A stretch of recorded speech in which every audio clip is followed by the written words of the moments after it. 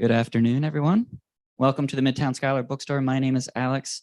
I'm the program director here with the bookstore. Thank you for joining us this evening. We're delighted you're here. We hope you feel safe and we hope you enjoy this afternoon's program with Hannah Whitten and Sasha Peyton Smith.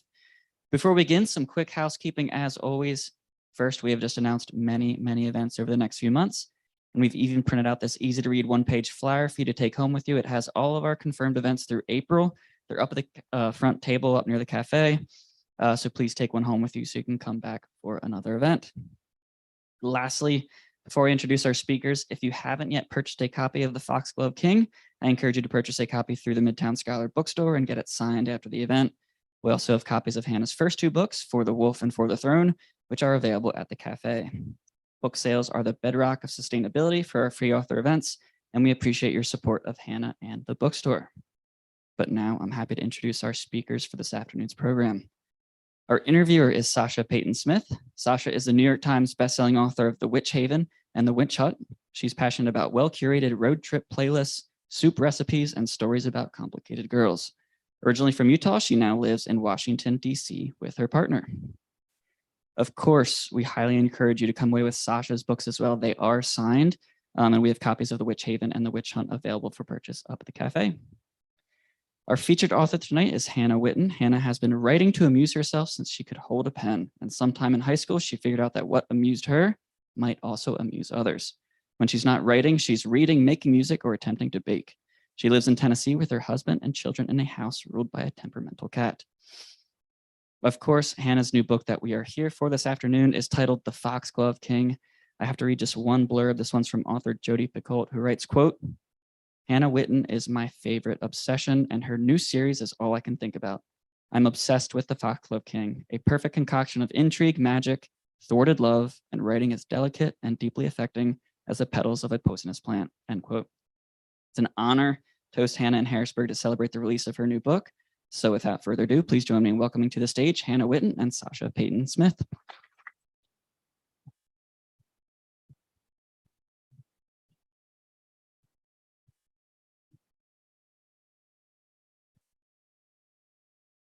Hello. Hello, everyone. Can you hear us? Thank you all so much for joining us this kind of gloomy Sunday afternoon. And thank you so much for Midtown Scholar for having us. I'm so excited to be here with the fabulously talented Hannah Whitten, my longtime internet friend who I just now met in the basement. It's been, God, like 2017? Yeah. I think. Yeah. Like, because we did Pitch Wars together. Yeah, it was a long time ago. 6 years ago? Something, yeah. Babies. Tiny, small children, yes. So happy to be here hanging out with Hannah and all of you this Sunday. Okay, we can dive into some questions because I have a lot that I need to say about the FOXGLOVE. So the first question I'm legally obligated to ask, there's lawyers on standby to sue me if I don't. What was your inspiration for this book, for this series? How did it come to you? Well, I went to go see a movie called The Rise of Skywalker and got real mad. Is this Raylo fic? No. Not this one. Okay, so spoilers moving forward for The Rise of Skywalker. If you have not seen it, I can't recommend it, but you know, just so you know. Okay, so there were lots of things in this movie that I was like, but the one that felt like it could have been fixed the easiest, the one that made me be like, you really just fumbled the bag on this, was the Rey Palpatine thing. Mm-hmm. So everybody was like, we all know. So I got to thinking about how, even though I preferred Rey Nobody for that story, how making like the protagonist of your new series like the scion of the awful power from the old one, like that's a ballsy move, and it could have like worked if you had bought in from the beginning and just like, you know, planned a trilogy, a novel concept. So I was thinking a lot about like, okay, how would that look? Like that very basic premise of you have a character who seemingly comes from nothing and nowhere that turns out to kind of be the herald of the apocalypse, pretty much. And then, as is my typical writing process, I just started plucking a bunch of things that sounded like fun Mm. and throwing it in there Yeah. and seeing what stuck. So Royal Court, love triangle vibes, poison flowers, Tortured Prince. tortured prince, hot priest. Yeah. Just Oh. throw it all in there. See what sticks. There's a question I was going to ask at the end, but since we said the words hot priest, Yes. was he inspired by Fleabag? He was not, but you were not the first person to Okay. ask me that. I actually haven't watched Fleabag. There's a Everything hot I know priest. about Fleabag, I do know that. Everything I know about Fleabag has just been like the zeitgeist. Like, Cultural osmosis. yeah, I'm just really bad at watching television because I can't focus for that long. So Well, and your hot priest is very different than her hot priest. I just had to Okay. ask. Yeah. there's lots of different flavors of hot priest, and all of them are Ways good. a priest can be hot. Yes, true. Okay. We're going to more serious questions. I think the really interesting thing about both of your book series is the way that you examine power. There's explorations of social power, of systematic, government power, of literal magic. You also weave in kind of the uncanny middle ground between religion and fantasy. You have the old gods of your first book. You have a literal goddess seeping death magic into the soil in your new book. What were you trying to say about power in the Foxglove King? Ooh. So religion is definitely something that I kind of explored by accident in the Wilderwood Mhm. books. And a lot of that is just because of like where I was at the time. Kind of having, my own personal reckoning with religious trauma. Super fun. But once I started writing Foxglove King and the Nightshade Crown trilogy, just planning that in general, I knew that I kind of wanted to go all in on it in this series. So it's very much a story about like dichotomies, like you have life magic, death magic, and religion and politics was something that I wanted to explore as well. Mostly how they feed into each other, how one can be used to prop up the other. How, in the wrong hands, faith basically just becomes another tool of power. Yeah. And I was just really interested in kind of taking that and like making it larger than life, like with like actual physical, like you'd have the dead bodies of gods. And like that's a metaphor. Yeah, because you have this theocracy that's so deeply based on fear, but the death magic gets you high. And so there's this like recreational use of power. It's so interesting. Yeah, like there's another like very heavy-handed metaphor for you. Like yeah, so it was very intentional and very much came from honestly kind of wanting to have those conversations with myself. Like there's a lot of another event that I was doing asked about like how all the different characters have very different relationships to the religious system within the book. And like how I was able to come up with like that many different ways to examine it from. And it's like, it's because I have been all of those people and like have looked at religion and faith from all those different angles. So it was really a cathartic thing to write, actually. Is the real drug deconstruction? Deconstruction fantasy style. Woo, woo, woo. Okay.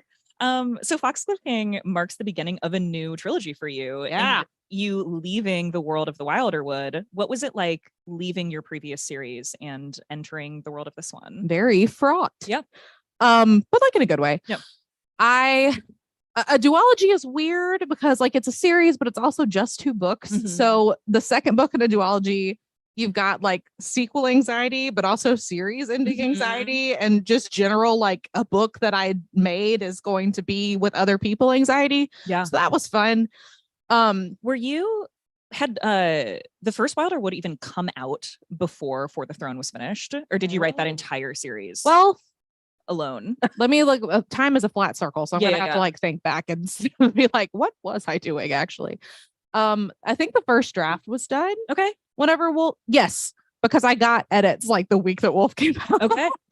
So yeah, the first draft was done and turned in. But that's a whole other experience, writing a whole series before any of it is out in the world. Yeah, and I knew that I wanted to do that just because like I know my own brain and like the flavor of my own anxieties, and so I wanted to kind of have the story in my head before it goes out and it collects all the lists peanut of everyone else. gallery. It's like ideas of what it should be, You get a really weird Goodreads review. Yeah. And then you're like, do I know what I'm doing? No. So that was very intentional, and I'm trying to like keep ahead of the curve with this one too. Yeah. But yeah, so it was very much kind of a whirlwind because I went straight from editing. Like, I think I was working on like copy edits for the Throne and the first draft of the FOXGLOVE King like simultaneously. So I never really had like a mourning period, I guess, for the Hollywood books. Interesting. So I still, they're still like very fresh in my mind just because like it doesn't feel like it was that long ago. Like Throne just came out in June. Yeah. So I do kind of feel like the two series are a little bit in conversation with each other. For sure. Mostly like the ways that they're different more so than the ways that they're similar. But yeah, it's been a very different experience trying to plot a trilogy. And I never saw myself as like a trilogy author. And I feel like if the idea for this book series had not come from me being really mad at an existing trilogy, this would not have also been a trilogy. Okay. But like, because of the way that I thought of the idea for it, it was very much came to me in like a part 1, part 2, part 3 kind of format. So here we are. We'll see how it goes. I, for one, can't wait. So I'd love to talk about the development of Lore, your main character, as a character. What does she mean to you, and what do you hope that readers get from her? She was a lot of fun. She was so fun to read. Yeah, thank you. Yeah. I hate it whenever authors are like, "Oh, this character just came to me like fully formed," but that's what happened with Lore. Yeah. I hate that. I know. Sorry, I hate it too. I still do, and yet here we are. I'm gonna knock this over. I'm sorry. Yeah. So she just kind of sprang forth in her final form, and like through revisions, I definitely got to know her better. But she stayed pretty constant, like through the entire ideation space. And without spoilers, like how I was saying, like a lot of this book series is kind of in conversation with Wilderwood, but in like doing the opposite thing. Yeah. Lore especially was kind of emblematic of that, because I had already done the very like self-sacrificial greater good type heroine. Yeah. And I didn't want to do that again. Yeah. So that's what I liked about Lore. Yeah. So Lore doesn't give a shit about the greater good. She's kind of a bitch. Yeah, because the greater good, like what good has it ever done for her? So yeah, I just wanted to kind of take her in the opposite direction and see what came out. Yeah. Because she's tough, but she's not like a cliche tough, like street smart. Yeah. It's not that she's not street smart. It's not that she's not tough, but I don't know. It comes from a place that feels more authentic than like a caricature of that kind of female character. Yeah. Thank you for saying that, because I worry. No. I love when women are allowed to be mean. Yes. Let women be. We are pro women being mean. Yeah. And I wanted to have a character that like had some of those more like stereotypical kind of girl with sword type of characteristics, but also had a lot of vulnerability.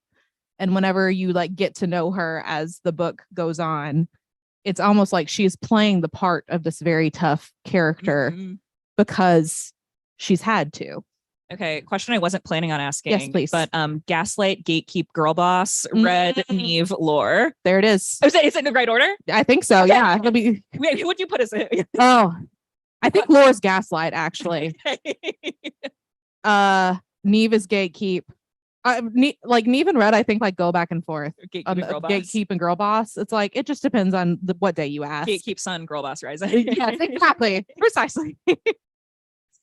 Okay, so I'd love to talk about the setting of this book too. Yeah. The Wilder Wood, shocking no one, is a very woodsy, got some like, natural fantasy. Yeah. And we set the Foxglove King in kind of a more urban environment. What was it like developing this setting, and how much research went into it?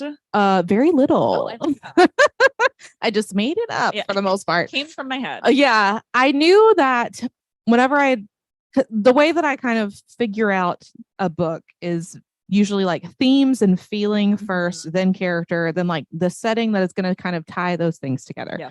So because I knew that I wanted to talk a lot about power imbalances and wealth disparity and like religion and politics, putting it in a setting that is very like Versailles inspired. Yeah. Felt kind of natural, but that's where the buck stops. Like, please don't think that this is historical fantasy because it is not at all. Like the names are kind of Frenchy, things feel kind of Versailles. Yeah. That's it. But it was again wanting to do something different. Mm-hmm. And I think that every author, you know, whenever you have, especially a series that you start with, mm-hmm. you kind of get this fear that like, what if this is the only thing that I could do? Mm-hmm. And so the Wilderwood books were very naturalistic settings, very limited cast of characters. Yeah. So, and especially because I think I started writing this book whenever For the Wolf was on submission. Mm-hmm. And that I think affected a lot of me just wanting to do like the opposite thing. Yeah. So I decided like, I'm going to do a court setting. I'm going to do an ensemble cast. I'm going to just make it as different as I can just to see if I can do it. Yeah. But I think it's interesting because I think you play with themes of loneliness and claustrophobia and feeling like an outsider in both books. Yes. And it's interesting to be literally alone in the forest and be like, I'm lonely and the trees are closing in on me and I'm outside of the world right now versus putting Lore, where she's surrounded by people and she still feels claustrophobic and lonely and like an outsider. Yeah. It's very much like kind of exterior loneliness versus interior loneliness. For sure. Yeah. Yeah. Which is why I think that Lore and Red are such interesting, contrasting main characters. Okay. More research. How much research did you do into poisons? Could you poison us? I mean, probably. Yeah. I feel fairly confident that given enough like foxglove, I could probably poison anyone. Okay. But I did do a lot of Googling as to like what the specific symptoms of like poisoning versus certain flowers is. Because like, you know, some of them speed your heart up, some of them slow it down. Specifically in the first chapter, there's a character that says like taken foxglove, and Laura like says something about like how she can tell because his eyes are really glassy. And I did have to Google that because like I get to this part where I'm like, she can tell that he's poisoned. It's like, but I should know why she can. So I Googled that. It wasn't my weirdest Google for this book though. The weirdest one was like, how long does rigor mortis last? Yeah, I feel like every author feels like we're being tracked by the FBI. Yeah, probably. Okay. Your books are so vibey. They're so atmospheric. They have such a strong sense of, you know, place. And you said you start with feeling, and that's not surprising to me given the way your books read. What other pieces of media, like books and movies and music in particular, I know you're inspired by music, do you feel like the FOXGLOVE King is in conversation with? Whenever I was in like the ideation space and drafting FOXGLOVE King, I listened to a lot of Purity Ring. Oh, interesting. Yeah. Okay. So that very like electronic type thing, and mostly because like I have always like there was Flood on the Floor was this is a deep dive. Flood on the Floor was the song that I listened to specifically because I was like, this would be a really cool like soundtrack for like a ballroom scene love a ballroom in a scene. TV show like Rain, which Rain. Is something else that I feel like it's in conversation with. And honestly, yes, I'm not going to be embarrassed about that. No. It's like Rain, you know, it doesn't have any like historical content. It's not really, but everyone wears a prom dress and is having a good time. Are the vibes there? Absolutely. Yeah. So that's what we're working with. Yes. I love that. There was also a band, I listened to a lot of this band called Alceste. That was like this post-rock French band because I could listen to it while writing because all the lyrics were in French. Oh yeah. And I don't speak French. Yeah. I'm trying. I've got my Duolingo app. I'm doing my best. I can like read it, but I can't speak it at all. I took like 6 years of French and I can't. The pronunciations. No, see, because I took like 10 years of Spanish. Okay. And then there's so much where it's like spelled the same, but it's pronounced completely differently. And my brain does not compute. Yeah. So. No, I can read it okay, but I agree with you. I could not speak it. No. Okay, so what surprised you most when writing this book? And did it go through any big developmental changes? Is there anything that's super different from the first draft, final draft? There's not anything actually that's like super different. And that's kind of typical for my drafting. Like generally the structure is pretty solid. It's all the like the detail that has to be reworked. Yeah. So it's a lot. I feel like my revision process is often just like putting struts up underneath the stuff that's already there just to like make sure it makes sense. Yeah. And to make sure I can like keep things like a one bed trope and be like, it's here for plot reasons. Yeah. There's one room please, at the end. Please let me keep it. So the thing that got really deep in revisions though was the epigraphs at the beginning of every chapter. I love the epigraphs. Yeah, and see, like my dirty secret is that I typically skip them whenever I Oh, read. really? Yeah, so it did not occur to me to include them, and that was actually my editor. Was like, I feel like you have an opportunity to really kind of deepen your world building without, having to add a bunch of stuff like in plot by using these epigraphs. And so once she gave me that idea, I just kind of ran with it, and it really kind of added a lot of detail and color to the world and made it feel like really filled out, even though most of the book takes place like in a very small area. Yeah. There's just like references to the wider world. And specifically the epigraphs were like the holy tracks from like the religious texts. I got really into the nitty gritty with and like adding little asterisks for like, this has a translation dispute from that actually like changes the meaning of the word, or like this was stricken after the council of whatchamacallit. So those were the things that didn't necessarily change, but definitely deepened everything and gave me more of an opportunity to really dig into what I was wanting to do. Yeah, I loved the epigraphs because I feel like they added so much tension, which epigraphs don't usually for me. But it was so fun because your main character would do something and you'd get an epigraph being like, well, that thing she just did is like a really illegal. That was a bad idea. The law, blah, blah, blah, blah. I'd be like, oh, no. That was also very fun for me to do. Okay. Whenever you would do like I got to do little like poetry snippets, Yeah. tavern songs and stuff. That's basically just like everything in this chapter is a bad idea. Yes. You've been warned. Okay, last serious question. Then I have some rapid fire questions for you, and then we'll go to an audience Q&A. So start thinking about your questions. What can we expect from the rest of the Nightshade Crown series? Things get real weird. I love that. Things just get progressively weirder. And the world continues to get wider, and we get to actually get out of the court of the Citadel and kind of explore some more stuff. So I'm excited to see the rest of this world. Yeah, I'm excited to attempt to I'm excited now. We'll see how I feel whenever I'm in the middle of drafting hell. Yeah. Well, I'm excited. Okay, so some rapid fire. All right. Would you rather go on a double date with Red and Eamon, Neve and Solmir, or Laura and Gabriel? Oh God. You're at an Applebee's. You're in a strip mall Applebee's with one of those three couples. The vibe. Wow. Who are you splitting an appetizer trio with? I mean, probably Red and Eamon, just because like that seems to be the one that would be like the least stressful. They're gonna be like tongue kissing at the table though. Yeah, but they're at least not gonna be like attempting to kill one another. Like if you've got to pick one. Yeah. Okay. Yeah. Okay. Laura's been through so much. She really needs She's not having a good time. She really needs a girl's day. You're with Laura in your hometown of Nashville. What are you doing? Where are you taking her? Ooh, I would take her to the pharmacy for like burgers and milkshakes. Oh, okay. Probably. Yeah. I feel like she needs a milkshake. Yeah. I think she does. Yeah. Maybe more than one. Like milkshake. A long hug. Yeah. Okay. You rob a bank. Yes, I do. Lore, Neve, or Red is your getaway driver. Who do you trust the most to get you from the scene of the crime? Lore. Yeah. I think that's the obvious. Yeah.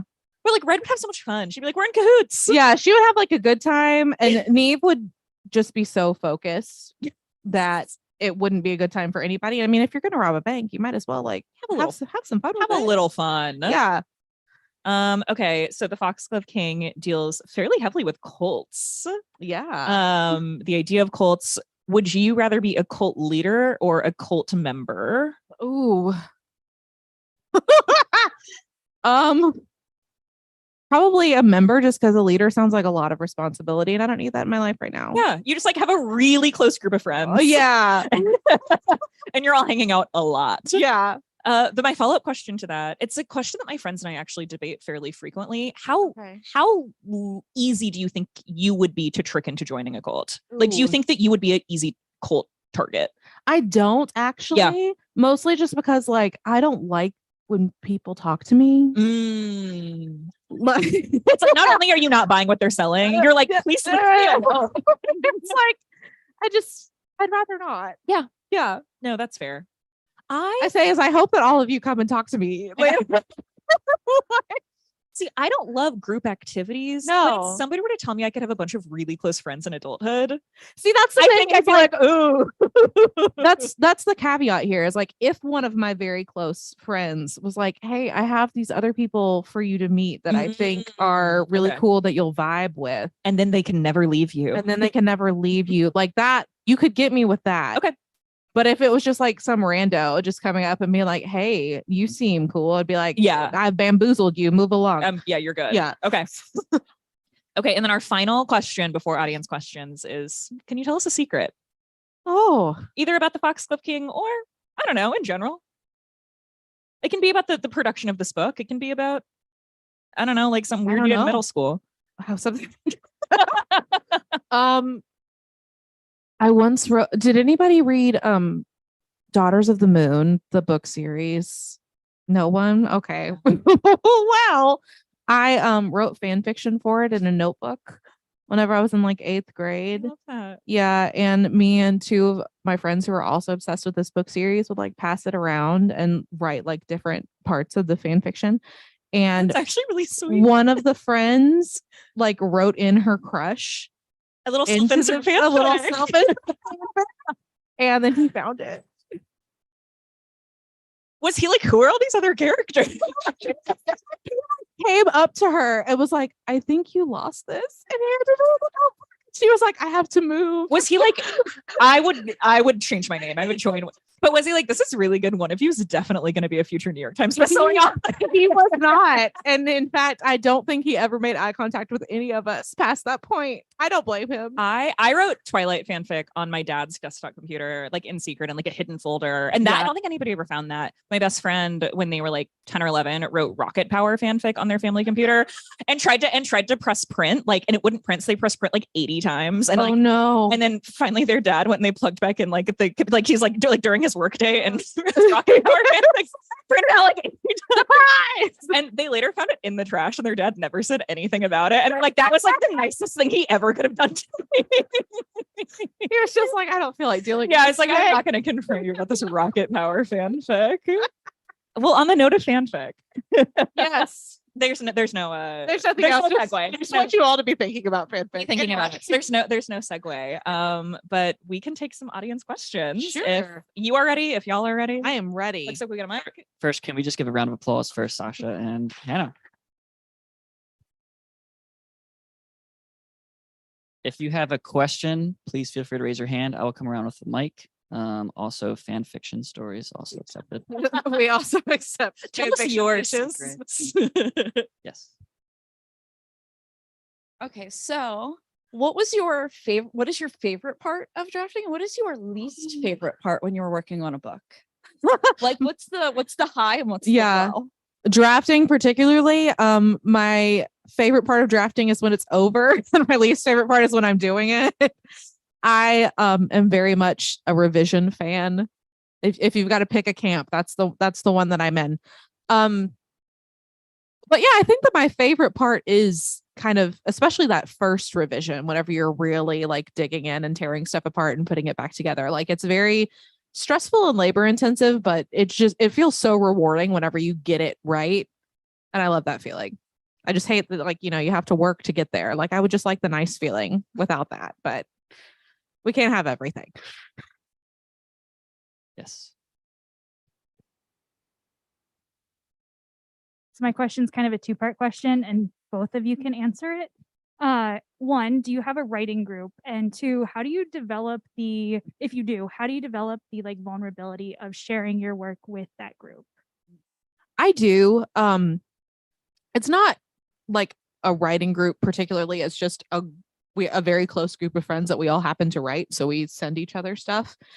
And I really think that, like, especially if you're wanting to write for publication, you just kind of, the act of sending it out to other people is just kind of something you have to force yourself to do, because it is really vulnerable, especially in the beginning, whenever it's something new and that feels very much like it's just yours and you don't necessarily want to share it yet. But being able to share and like take feedback from other writers is such a vital part of making something better, that like it's worth it to just kind of kick yourself in the butt and make yourself do it. And it does get easier the more that you do that. Yeah, I definitely agree. It gets easier. I don't think there's a writer on earth who it felt natural at first. I also, for me, sending my work out and getting notes felt like deeply embarrassing at first. And there's no feeling worse than being embarrassed. Yes. And having to open a document and feel like you're like at a middle school talent show is just like the worst feeling on earth. And I promise it goes away. Like truly, I think that one of those, you just have to do it. I don't have a writing group. I have 2 like deeply codependent best friends. But when I was first starting, pursuing writing for publication, I would switch with people that I'd meet on like forums and critique matchups. And I met a lot of my writing partners that way. I met a lot of people through Pitch Wars. So I've definitely sent my work to a decent amount of strangers and learn to listen to yourself and what resonates with you and what doesn't resonate with you. You don't have to take everybody else's notes. But I also think that sending work out and exchanging work really teaches you how to critique. I feel like I learned how to edit my own work by editing other people's work. When I first started writing, would you like line edits? I'd be like, oh, well, this is a bad sentence and I'm going to make it a pretty sentence. I just edited my book. Yep. That's what I thought revision was, just like an extended spell check. Yes. And through reading somebody else's work, you can start to recognize things like, oh, that character does not resonate with me at all. This pacing is really weird. This world building doesn't make sense. And I feel like the vulnerability of editing somebody else's work made me so much more able to view my own work objectively. So put yourself out there because it's worth it, and know that you're just going to feel embarrassed. And the more times you do it, the less embarrassed you feel. Like, like the only way out is through. There's no like, if you feel that way, it's normal. And one day you will not feel that way.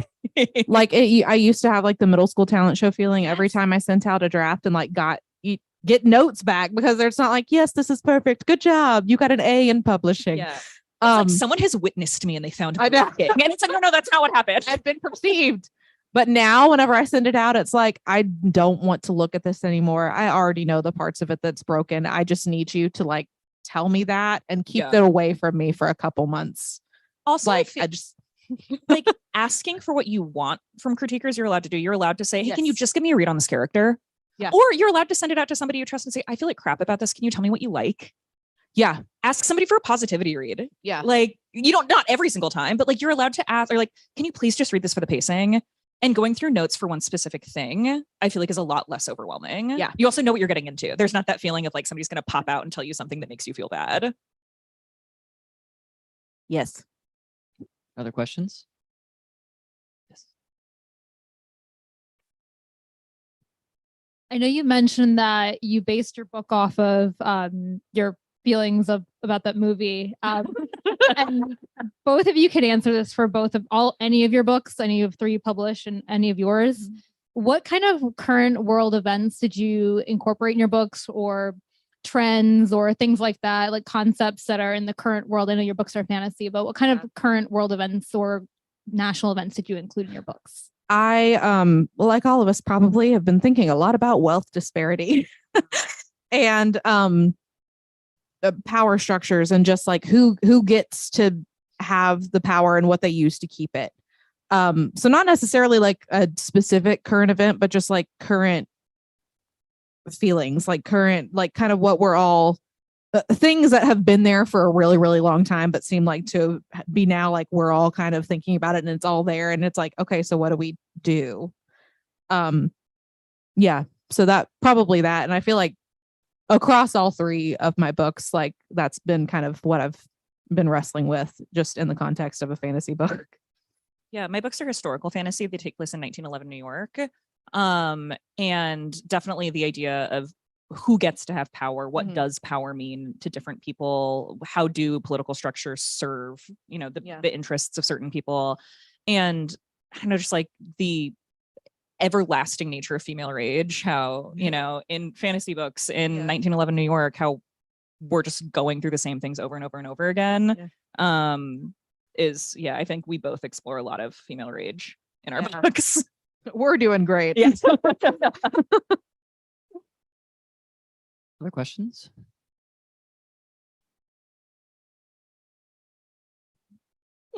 I'll put a plug in here. I'm happy to personalize if anybody has any. They're pre-signed, but if anybody has a Witch Haven wants to, I'm happy to personalize. I'll be around. Great. Yeah. I've got a question. Yeah, please. Can you talk a little bit about, maybe this is a little too inside baseball, but like, can we talk about social media and writing and we can managing your social media accounts and growing your brand and expectations from publishers, especially to grow your brand. Because I feel like that's something new that's evolved over the past few years is publishers How many are hours do you publishers are wanting you have to have Yeah. X amount of followers and Yeah. like It's everything. never So, it's never been my experience that you have to have like X amount of followers in order to be published, but it is kind of one of those fuzzy areas where if you do, it's going to help you kind of thing. So like you're never given like a hard deadline, but like I only use Instagram.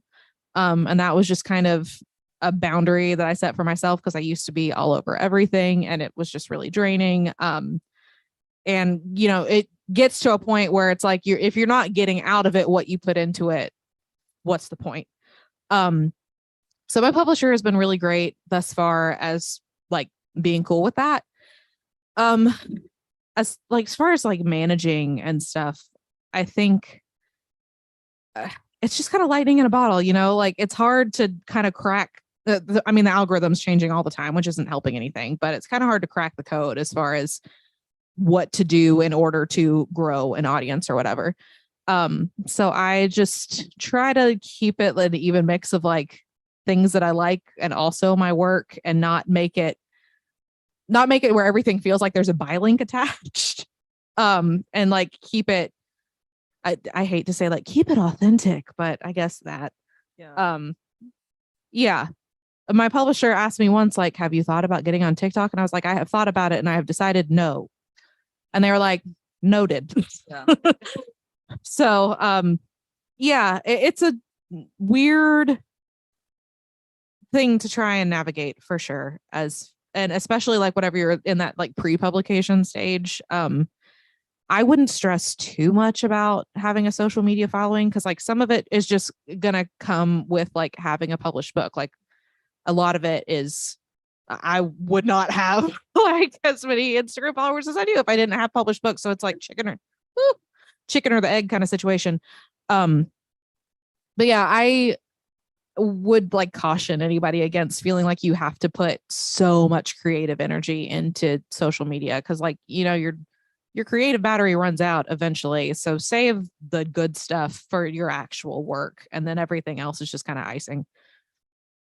Yeah, I agree. I really resent the idea that authors also have to be social media personalities. I think that is a completely different skill set. And I don't know if you feel the same way. I don't want people to be thinking about me when they're reading my book. Yeah, I don't want people to be like, and Sasha wrote this and I know everything about her life and she just moved and there's her husband and that's her sister. Like, I don't want people to be thinking about me when they read my books. That's not why I write fiction. Yeah. I've never wanted to be a public figure. No. But there are clauses in authors' contracts that say, in very vague language, you promote your own book, which means that your publisher has expectations that you post on social media, that you have some level of social media presence. I agree. I don't think you need to have a certain number of followers. I don't think, and I've never heard of anybody's publisher coming after them for not posting enough. Yeah. That doesn't mean it doesn't exist, but it is not something that is happening frequently. I think that we're being told to do certain things. But there is an expectation, I also think, especially for authors who are young women, to have. I don't think that men are the influencerization of authors. No, thank you. So yeah, I think if you are an author, keep your private life private. I try to keep it authentic, but without posting that much about like me as a person. Yeah, I really, really try to like toe that line. Same. It's like, here's a plant. But it also is it also is like the weirdest thing on earth. So I have Instagram and I try to just post stuff that I find fun. I don't have a schedule. If I have an idea, if I have something I want to share, I really like the ability to connect with readers. Like it is this double-edged sword. I hear the nicest things from people. Yeah. But I have a TikTok too, and TikTok is terrifying. I don't even have a huge following on TikTok, but I posted a TikTok. It wasn't even that good. It was literally like my book's on sale on Amazon. I was like trying to do my little thing. It went viral. My book was #1 on Amazon. Jesus. And it never happened again. Like it wasn't even that good at TikTok. I didn't like it. It is just I sold thousands of copies that week. Yeah. And so it is this like double-edged sword. It's like, well, that was really nice, I guess. But I don't then want to be somebody who like every day I'm making it like, it's so, I'm not even saying anything that's that smart about it other than like, it's confusing. I resent it, but is also powerful and it sells my books. Yeah. And the minute I can Suzanne Collins myself from the internet, I will. That's The the minute I point. can Yeah, not even that's have a the goal. website, you will never hear from me again if Yeah, you write anything yeah. that's that successful. Yeah.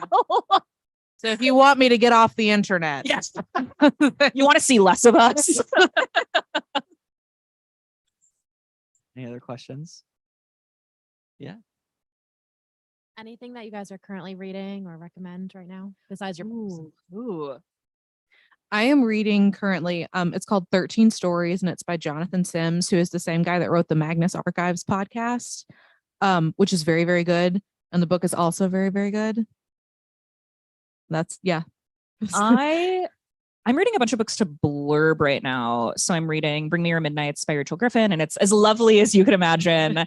I am reading Bittersweet in the Hollow by debut author Kate Pearsall. It's like Appalachian magic, so highly recommend. And then I'm also listening on an audiobook, The No Show by Beth something. I want to say Beth Revis, but it's not Beth Revis. It's Beth something. Beth O'Leary. And it's a rom-com about 3 women who are stuck on Valentine's Day by the same man. I'm drafting a fantasy right now, and I try not to read in the genre that I'm drafting in. And I'm having a lot of fun. I feel like there's a twist, but I can't figure out the twist yet. I'm like, he's a time traveler, but I don't think he's a time traveler.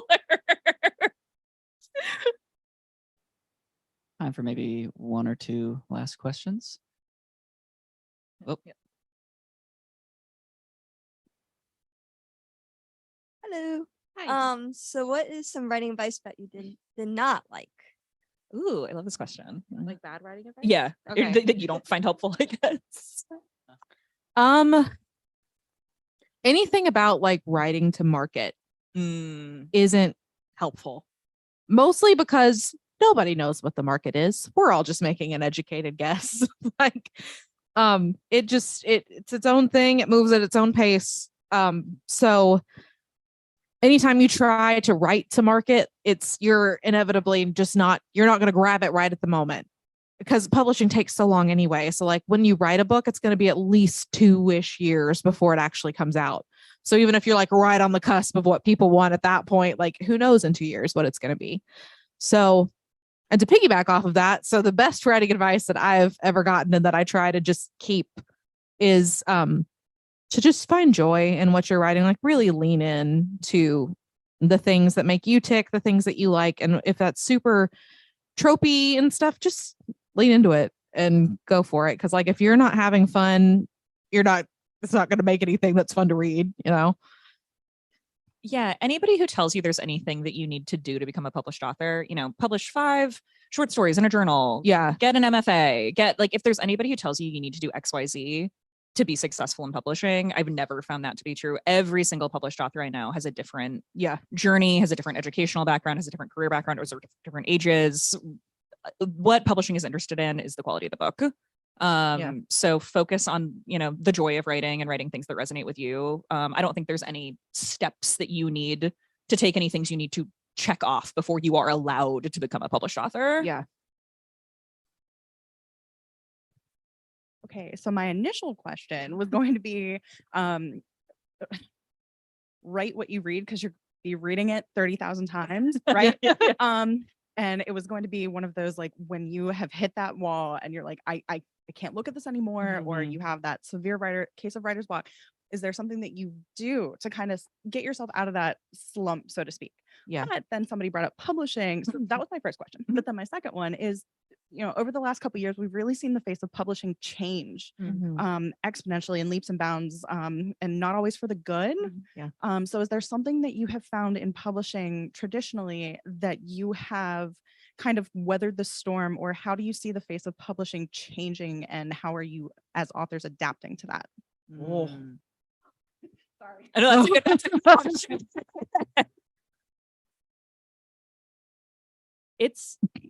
I don't know if I have a good answer, because you're right. Publishing has changed so much. Just for context, like big publishing companies have merged. PRH tried to buy SNS and it was blocked. Yeah. There's,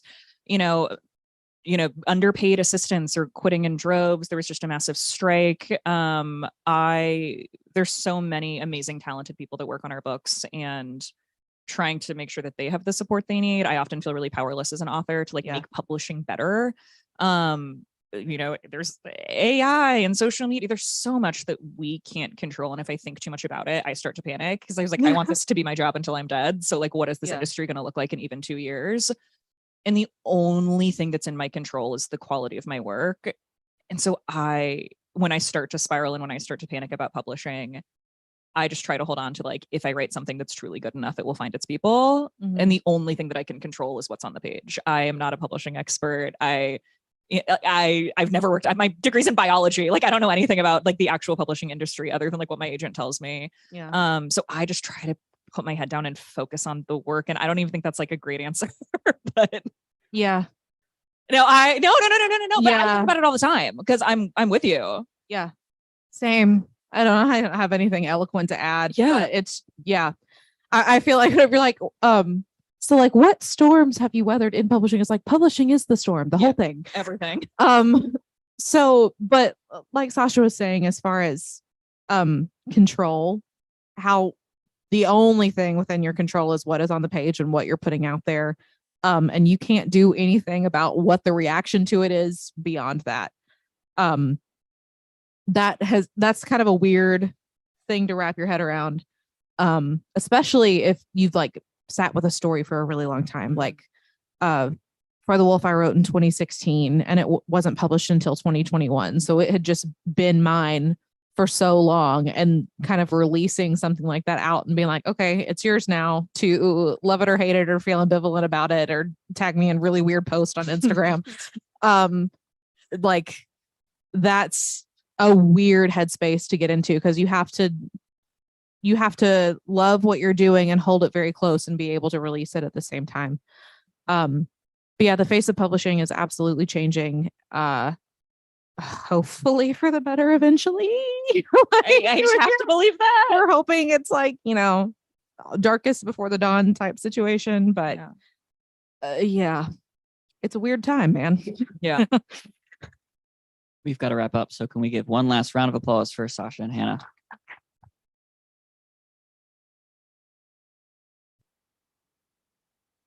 Congratulations to Hannah on the FOXGLOVE King. We're going to have a book signing over at this table. Books are available for purchase up at the cafe, and Sasha is sticking around.